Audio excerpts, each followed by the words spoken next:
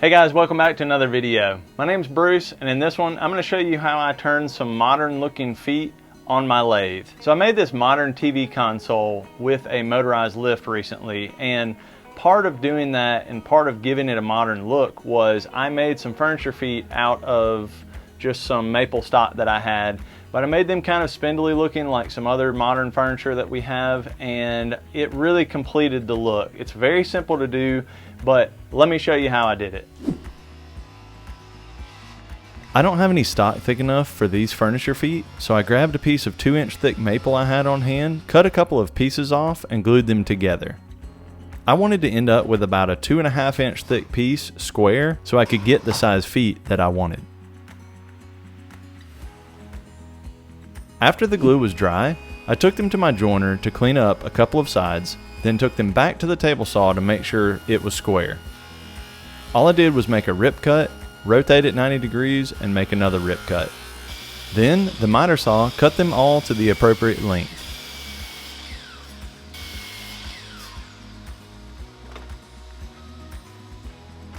I marked out centers on both sides of the pieces and then took off the sharp corners at the table saw. In case you're not familiar with how to mark center, just use a straight edge and connect 2 corners and then repeat for the opposite corners.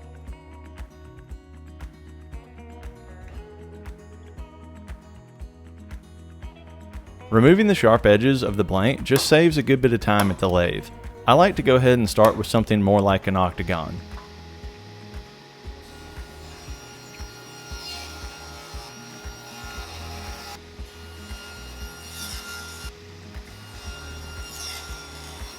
In the morning, doing a little turning, got these legs blanks all figured out here. I'm gonna make some kind of spindly legs for this TV console that I'm building, and they're gonna start out at about 2 1/8, maybe 2 1/4 at the top, and about 4 inches down they're gonna taper to probably about 1 1/2, 1 3/4, so just a slight taper. And I think that'll give it kind of a nice modern look. So tomorrow, you're mine. I created a template out of cardboard, and that's what I started with to create my first leg. Typically, I would start off by getting the entire piece into round. I wanted to try to save some stock by not doing it that way this time. Instead, since I knew one end, the one you see here on the left, would be much smaller than the other, I just took some skewed passes, removing more material toward that side and bringing about half of the piece into round. In case you're wondering, I'm using a square carbide tool to do the roughing.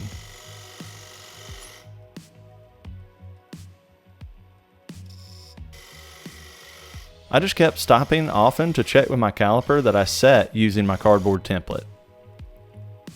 At this point, I had most of it into round, so I got my caliper set for the back measurement and worked to get that down to the size that it needed to be.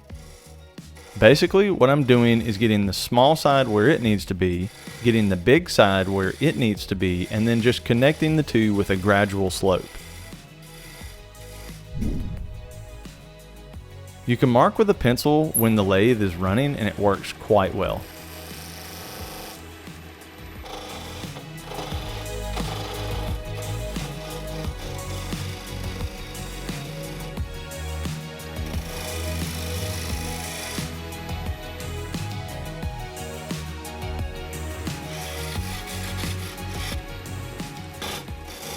I had some scrap pieces of 120 grit sandpaper, so I placed that on some scrap wood to keep the sanding surface flat. That way, I could keep that nice gradual taper the same. After you sand with the lathe on, it's a good idea to turn off the lathe and sand with the grain. That way, you can remove more of those scratches left when it was going across the grain.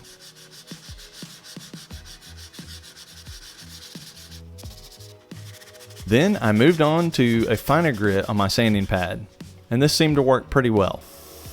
Again, I turned off the lathe and sanded with the grain.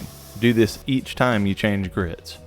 After I parted off the excess to the right I was not using, I grabbed my square tool and cleaned up the face a bit. You have to be careful, this is not a fully supported cut. There's a lot of material only being held by the chuck on the left, so I had to go gentle here and remove just a little bit of material at a time. I finished it off with a pull saw. I used my detail tool to get the piece where it would almost break off, and then I switched to a saw. I'm using my pull saw here, which would not normally work with how the lathe turns, but my lathe can go in reverse, so it worked great. Now I just needed to make 3 more identically like that one. I thought I made my stock a little large, so I decided to try to get 2 legs out of each piece at this point.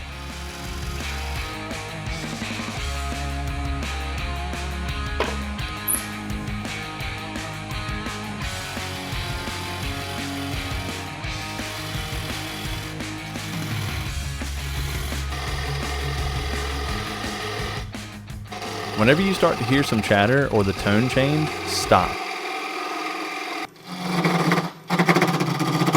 It's time to check some things. I didn't stop and this piece hopped right off the lathe. That's why I always wear a face shield. Once again, I have my caliper set to the large side of the legs and I'm getting both of these done at the same time. If you can picture it, they're basically mirrored to each other. I had already gotten the small side down where it needed to be. Then I just had to smooth out between them and do some more sanding.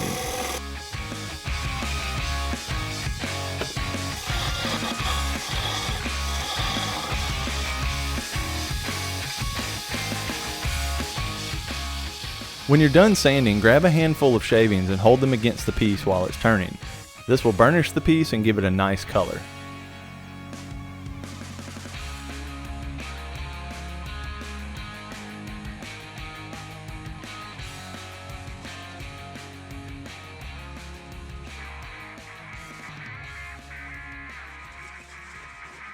I cleaned up the ends on the oscillating sander.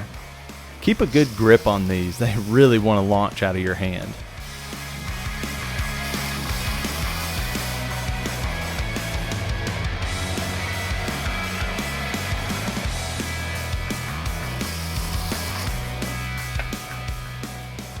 Ideally, I would have drilled all of these holes while they were still on the lathe. That way, the holes would be perfectly centered. Because I messed up a couple of these feet and I had to start making 2 feet out of 1 piece of material, I was just not able to drill out the holes on the lathe. I secured some threaded rod into the feet with epoxy. Be sure to wipe away any excess so it will not prevent your feet from seating fully once you install them.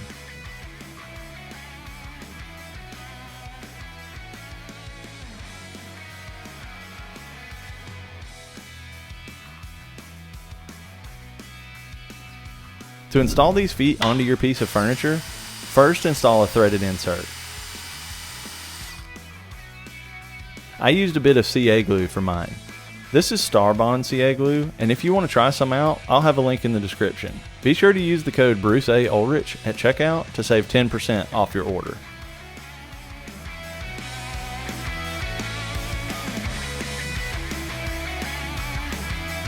I wiped on some armor seal and added some felt pads before securing these feet to the bottom of the TV console.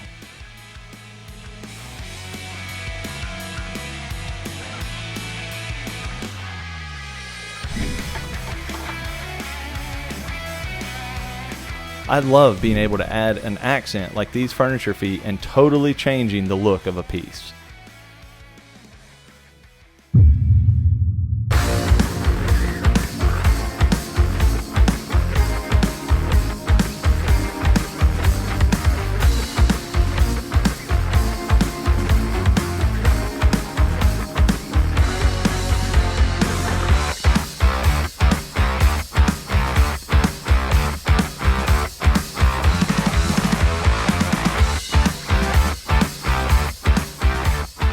Thanks so much for watching the video. Let me know if you picked up a couple tips. Leave me a comment below and let me know if you learned something.